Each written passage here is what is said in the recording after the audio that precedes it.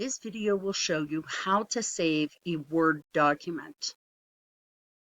If your teacher has shared with you a document that you need to save, first thing you do is click on this button, which is File. And when you click on File, you get a menu that gives you all kinds of different options, as you can see here. What you want to do is you want to save as. Now mine says save a copy, but on yours it's going to say save as, and you want to click that. Then it's going to ask you where you want to save your document.